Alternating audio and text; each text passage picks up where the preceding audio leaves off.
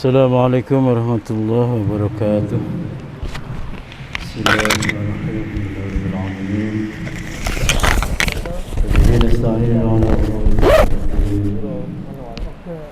Salatu wassalamu ala asyrafil anbiya'i wal mursalin Sayyidina Maulana Muhammadin wa ala alihi wa ashabihi ajma'in. Rabbi shrah li sadri wa yassir li amri wahlul 'uqdatam min lisani yafqahu qawli. Amma ba'du. Hadirin jamaah kajian tafsir tematik Masjid Jawa Tengah, baik yang ada di aula utama Masjid Jawa Tengah, para pendengar setia Radio Dais MAJT-TV yang dimuliakan oleh Allah. Pada kesempatan kali ini kita masih akan melanjutkan serial tema negeri-negeri di dalam Al-Quran. Dengan demikian kita sudah membahas dua tema ditambah satu sekarang, yaitu kerajaan Babilonia, kemudian yang kemarin yaitu negeri Madian, dan pada kesempatan kali ini yaitu negeri Sabak. Sebagaimana negeri Madian yang oleh Panji Gumilang itu diklaim sebagai kota Medan di Sumatera Utara apa Barat? Sumatera Utara. Ini Sabak juga demikian. Ada seorang penulis buku, ya, dia mengatakan bahwa Sabak itu adalah Wonosobo. Sabak itu adalah Wonosobo. Kemudian Haikal Sulaiman. Haikal Sulaiman yang kalau versi populernya itu adalah di Palestina. Si penulis buku itu mengatakan bahwa Haikal Sulaiman itu adalah Candi Borobudur. Kemudian Sulaiman itu sendiri itu adalah seorang raja yang kemudian menetap di daerah Sleman, Yogyakarta. Sleman, Yogyakarta. Yes, ngono iku.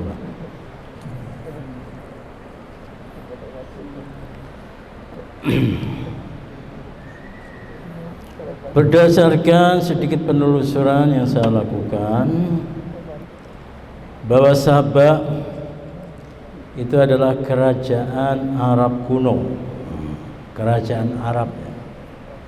Meskipun letaknya itu cukup jauh dari Jazirah, dari Mekah ya, dari Mekah ke arah selatan, tapi bahasa yang mereka gunakan itu adalah bahasa Arab.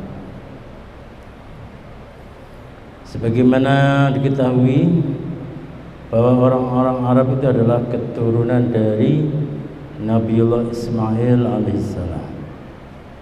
Ketika Nabi Ibrahim membawa Nabi Ismail ke Makkah untuk tinggal di situ, nah dari situlah kemudian Nabi Ismail menurunkan putra-putra, menurunkan cucu-cucu dan sebagainya, kemudian lahirlah yaitu bangsa Arab.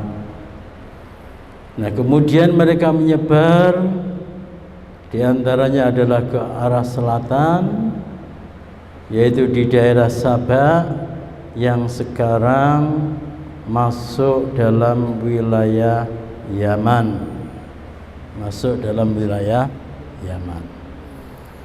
Nah, kapan kerajaan Sabak itu berdiri? Kerajaan Sabah berdiri ini cukup lama ya, yaitu 1000 tahun sebelum Masehi. 1000 tahun sebelum Masehi sampai pada tahun 275 Masehi. Artinya masuk 3 abad setelah Masehi. Kalau Nabi Isa alaihissalam itu adalah 1 Masehi, sementara Nabi Muhammad sallallahu alaihi wasallam itu adalah lahir di abad ke-6, ya berarti kira-kira 2-3 abad sebelum kelahiran Nabi Muhammad sallallahu alaihi wasallam. Nah, setelah Sabah atau negara Yaman itu pernah jaya dengan adanya kerajaan Sabah. Nah, kemudian sebagaimana kita ketahui ya, yaitu Abraha itu juga dari Yaman. Abraha itu juga dari Yaman, yang kemudian menyerbu Makkah Al-Mukarramah. Nah, Sabah itu adalah kerajaan federal. Kerajaan federal yang terkuat di wilayah Yaman kuno yang meliputi Hadramaut, Qataban dan Ma'in. Hadramaut, Qataban dan Ma'in. Tapi ada juga yang mengatakan bahwa negara Sabah itu juga mencakup wilayah yaitu Ethiopia, Habasyah. Ethiopia atau Habasyah. Jadi melebar ke arah barat, Yaman kemudian ke barat sampai ke Ethiopia. Nah, nama Sabah itu merujuk pada nenek moyang pendiri kerajaan ini. Nah, sebagaimana Madian itu adalah nama dari putra Nabi Ibrahim alaihissalam. Nah, kemudian wilayah di situ dinamakan dengan Madian. Demikian juga dengan Sabah. Sabah itu adalah nama dari tokoh punjere negara Sabah pada saat itu, dan oleh karena itu kerajaan itu disebut dengan kerajaan Sabah. Jadi macam-macam ya, macam-macam sebuah kerajaan dinamakan dengan suatu nama. Kalau Indonesia dinamakan sebagai Indonesia ya karena dia itu adalah terdiri dari beberapa pulau.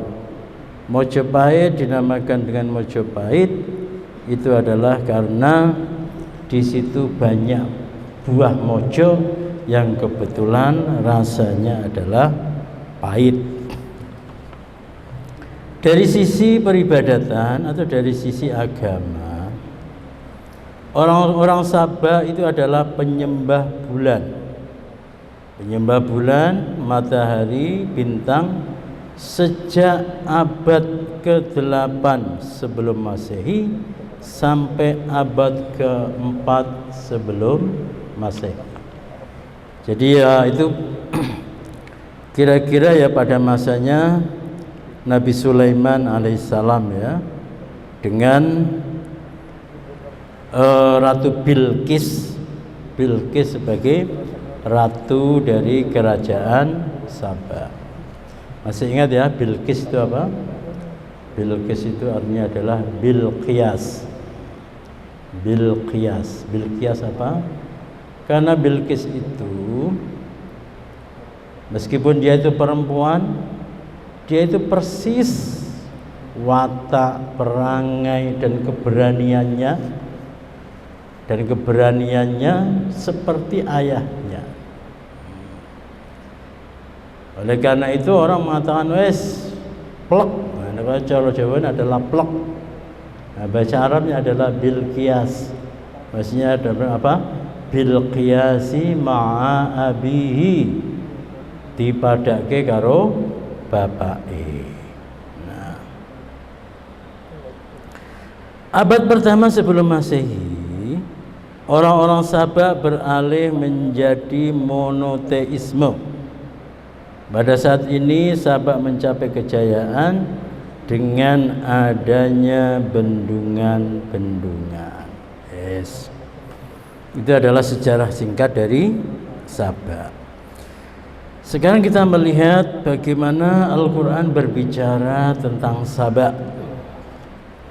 Al-Quran berbicara tentang Sabak ini hanya ada pada dua tempat, yaitu di dalam surah An-Naml, dan yang kedua yaitu di dalam surah Sabak.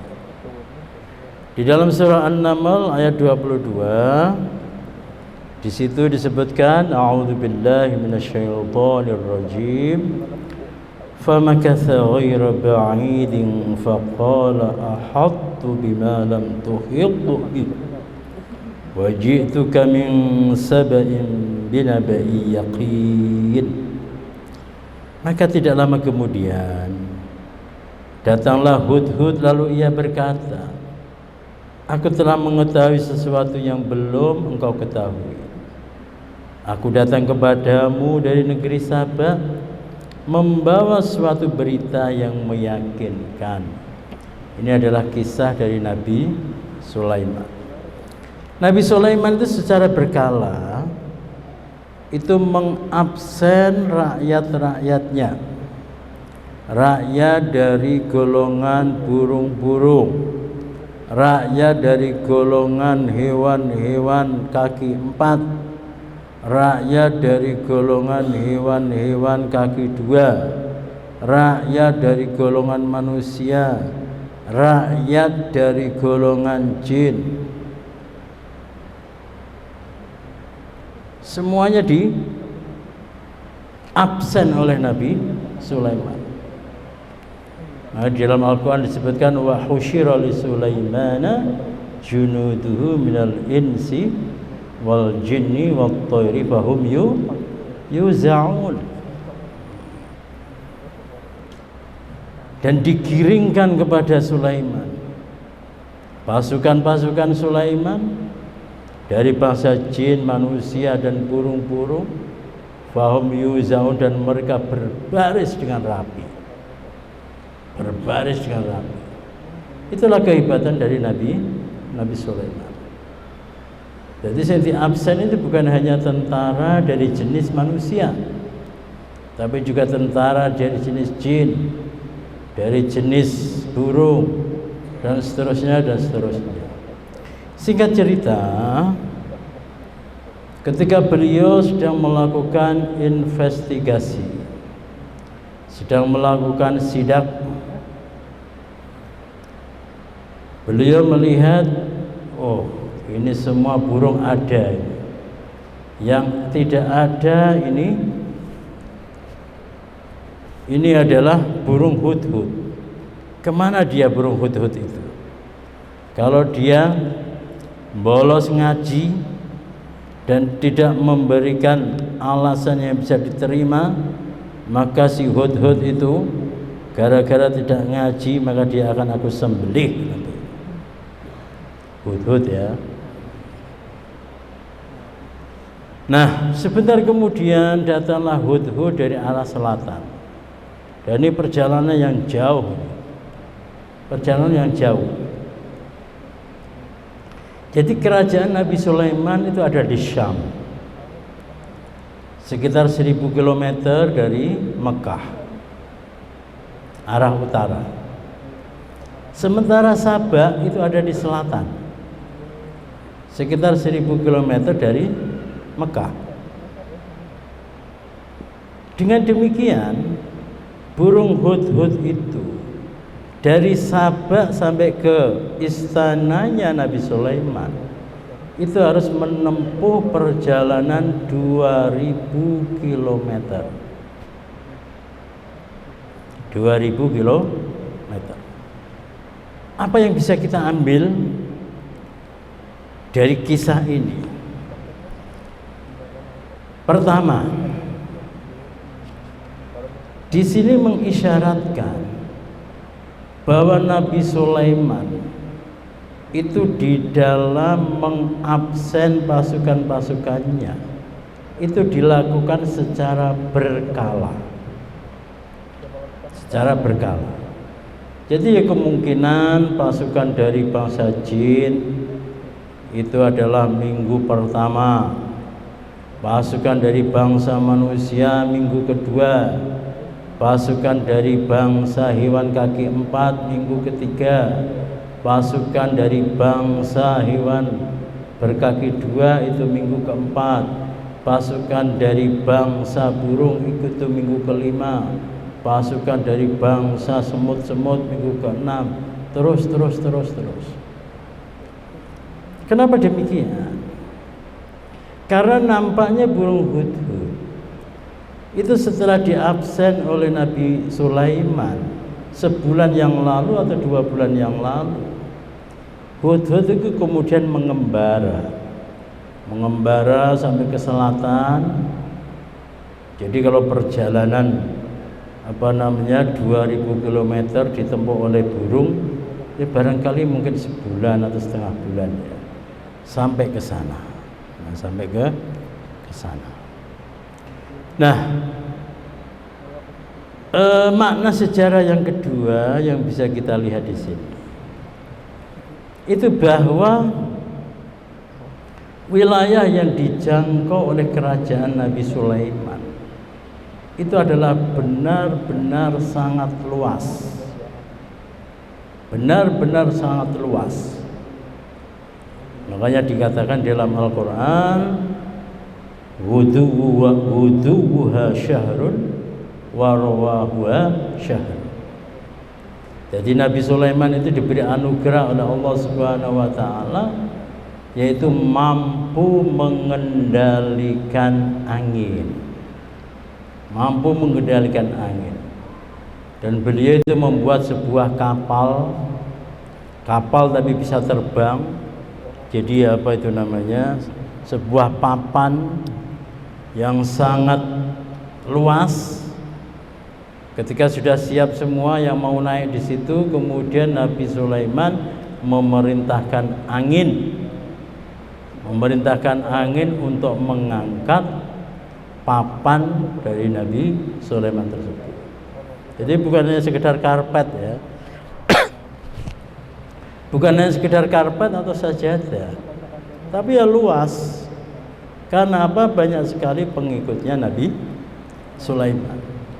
Nah, di dalam Al-Quran itu diilustrasikan bahwa kecepatan dari kapal terbang Nabi Sulaiman itu adalah, kalau perjalanan naik kuda itu adalah 1 bulan, maka dengan kapal Nabi Sulaiman itu hanya ditempuh dengan sekesok 1 pagi. 1 pagi ya kira-kira 2-3 jam. Jadi perjalanan dengan kuda ditempuh 1 bulan, oleh Nabi Sulaiman dengan kapal terbangnya itu cukup ditempuh 2-3 jam. Nah, ketika Al-Quran itu menceritakan perjalanan Nabi Sulaiman, yaitu perjalanan pagi, kemudian perjalanan sore, itu kalau dihitung-hitung ya, perjalanan 1 bulan dengan kuda itu ya kira-kira adalah 1000 km dari ujung Banten sampai ujung Banyuwangi sana itu. Dari ujung Banyuwangi itu 1000 km. Itu kalau Nabi Sulaiman itu ditempuh dengan sekesok, yaitu kira-kira 2-3 jam. Ini persis dengan rata-rata dari pesawat terbang sekarang ini ya. Pesawat terbang sekarang ini, Semarang Jakarta, atau mungkin lebih cepat Nabi Sulaiman kayaknya. Semarang Jakarta itu 50 menit ya, 50 menit. Surabaya Jakarta itu 1 jam 20. Ya imbang lah antara pesawatnya Nabi Sulaiman dengan pesawat komersil yang kita naiki, itu imbang ternyata. Itu imbang. Saya nggak tahu. Mungkin kecepatan angin yang bisa ditolerir, mungkin ya.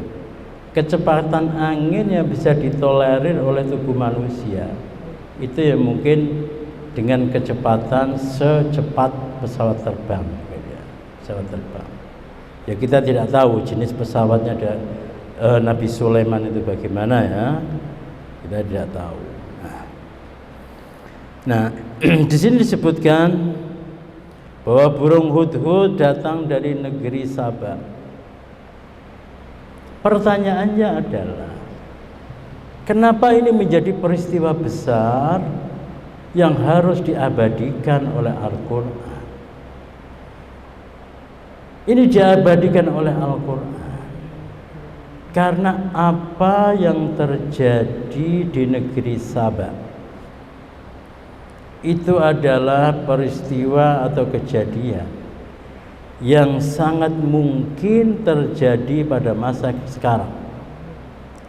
Di dalam Al-Quran disebutkan ada rumus dari historiografi, rumus dari kesejarahan Al-Quran, kesejarahan kisah Al-Quran. Wa tilkal ayyamu nudawiluha bainan nas. Wa tilkal ayyamu nudawiluha bainan nas. Dan hari-hari yang pernah dilalui oleh umat pada masa lalu itu juga akan kami putar terhadap umat-umat yang datang belakangan.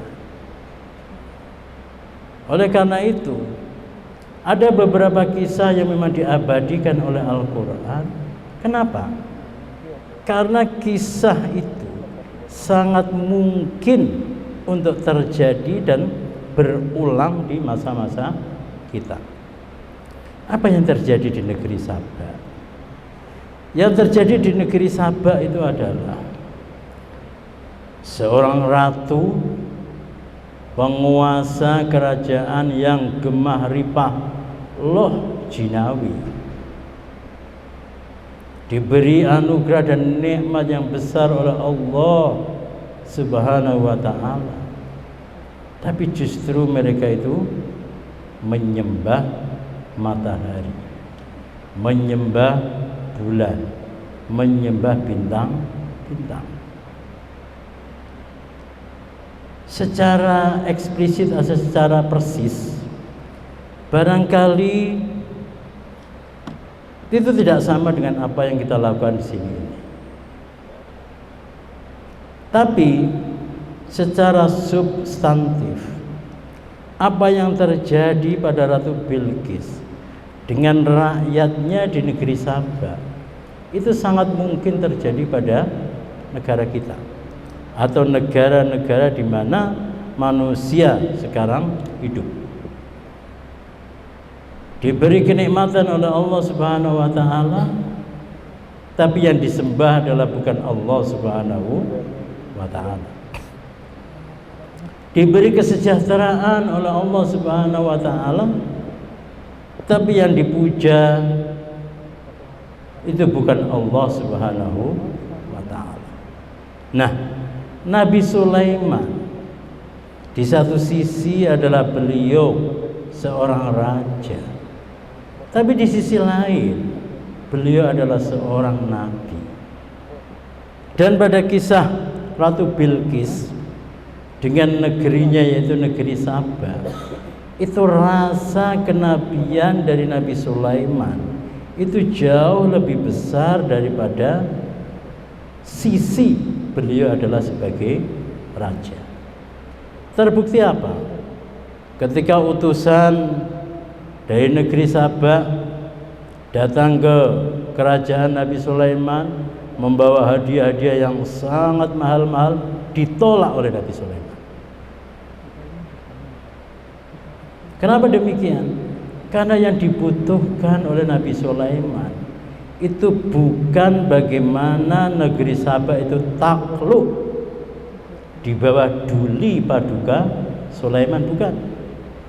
Tapi yang diinginkan oleh Nabi Sulaiman itu adalah bagaimana Ratu Bilqis dan rakyat Sabah itu menjadi beriman kepada Allah Subhanahu wa ta'ala.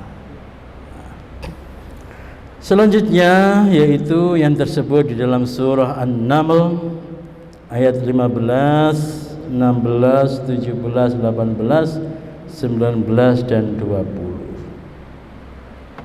Sungguh bagi kaum Sabah ada tanda kebesaran Tuhan di tempat kediaman mereka, yaitu 2 buah kebun di sebelah kanan dan sebelah kiri. Kepada mereka dikatakan, makanlah olehmu dari rezeki yang dianugerahkan Tuhanmu dan bersyukurlah kepadanya. Negerimu adalah negeri yang baik, nyaman, sedang Tuhanmu adalah Tuhan yang maha pengampun. Baldatun thayyibatun wa rabbun ghafur. Tapi apa yang terjadi selanjutnya?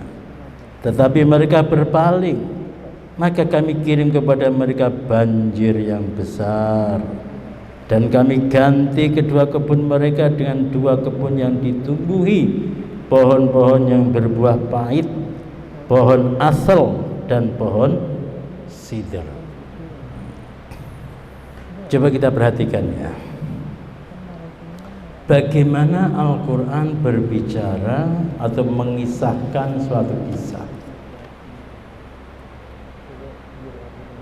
Normalnya sebuah buku cerita atau buku sejarah, ketika menceritakan suatu kisah, itu mula-mula dijelaskan nama kerajaannya apa, pendirinya siapa, kemudian bagaimana sejarah perjalanan dari kerajaan itu. Tapi Al-Quran tidak. Ini tidak berarti bahwa Al-Quran itu melarang kita untuk mempelajari sejarah, bukan. Tapi yang dimau oleh Al-Quran adalah bahwa ketika kita mempelajari sejarah itu harus ada sesuatu yang bisa kita ambil. Iktibar apa yang bisa kita ambil dari sejarah yang sedang kita baca, sejarah yang sedang kita pelajari. Kita lihat dari komposisi ayat yang berbicara tentang negeri Sabah. Meskipun negeri Sabah itu pernah jaya, gemah ripalo jinawi, baldatun thayyibatun wa rabbun ghafur, baldatun thayyibatun wa rabbun ghafur, menjadi moto dari negara Indonesia, baldatun thayyibatun wa rabbun ghafur. Tapi Al-Quran menyebut itu hanya dengan 1 ayat. Sementara ayat-ayat berikutnya Al-Quran justru menceritakan tentang bagaimana keadaan negeri Sabah yang tadinya gemah ripalo jinawi kemudian hancur berantakan. Karena apa? Karena ulah mereka sendiri, yaitu berpaling dari ajaran Allah Subhanahu wa ta'ala. Titiknya di situ tuh. Zaharul fasadu fil barri wal bahr bima kasabat aydin nas wa liyudhiqahum ba'd alladhi 'amilu wa la'allahum yarji'un. Kerusakan di muka bumi dan di daratan dan di lautan tidak lain dan tidak bukan adalah ulah dari tangan-tangan manusia. Ulah dari tangan-tangan manusia. Negeri Sabah yang dulunya itu gemah ripah loh jinawi, kemudian menjadi kering kerontang dan gersang. Itu bukan karena Allah Subhanahu wa ta'ala itu mengambil nikmat yang sudah kadung diberikan, bukan. Tapi karena mereka itu merubah sendiri. Nah, di dalam ayat Al-Quran disebutkan ya, innallaha la yughayyiru ma biqaumin hatta yughayyiru ma bi anfusihim. Ini seringkali diartikan sebagai bahwa Allah tidak merubah nasib manusia. Ya sebetulnya tidak tepat itu ya. Yang tepat itu adalah bahwa Allah tidak merubah, tidak mengambil nikmat yang sudah kadung diberikan kepada suatu kaum. Ketika nikmat yang sudah ada pada suatu kaum kok menjadi hilang, itu adalah hatta yughayyiru ma bi anfusihim. Itu karena mereka itu merubah, seakan-akan mereka itu sudah tidak mengingat siapa yang memberikan nikmat kepada mereka. Ini yang menjadi titik tekan dari Al-Quran ketika berbicara tentang sejarah sabar. Dan yang ketiga, pelajaran yang bisa kita ambil adalah bahwa Al-Quran itu tidak suka dengan at-tubawi. At-tubawi itu apa? At-tubawi itu adalah kelompok orang yang sukanya itu bermimpi karena mengingat kejayaan masa lampau. Itu at-tubawi. Tuba liman, tuba ya tubawi, disebut at-tubawi. Jadi saya dipikir itu, wah biyen zaman kerajaan Majapahit, biyen awake dhewe iku ya pernah jaya loh. Kapan? Biyen zaman Majapahit. Zaman Majapahit. Itu padha karo ngomong Yahudi. Ngomong Yahudi yang ngono iku. Biyen kakek nenek moyang kita itu adalah para nabi, para rasul dan para raja-raja. Umat Islam juga kadang semacam itu. Kita dulu itu pernah menguasai dunia selama 6 abad ketika Barat masih tenggelam di dalam kegelapan dan kebodohan. Jadi kalau sekarang kita itu dikuasai oleh Barat, belum lama, belum ada 1 abad. Pertanyaannya adalah, apakah kamu itu pernah merasakan kejayaan itu? Kan mbahmu, orang kuwi. Kan si mbahmu yang merasakan kejayaan. Karena kamu kan mau melarat, orang miskin, orang bodoh. Tapi kan mbahku biyen, ya yes, angel.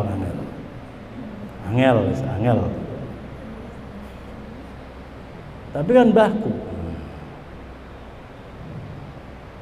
Nah, Al-Quran itu tidak mau kita itu terjebak pada kejayaan masa lampau yang kemudian apa? Yang kemudian lupa bagaimana kita hari ini, lupa bagaimana kita besok.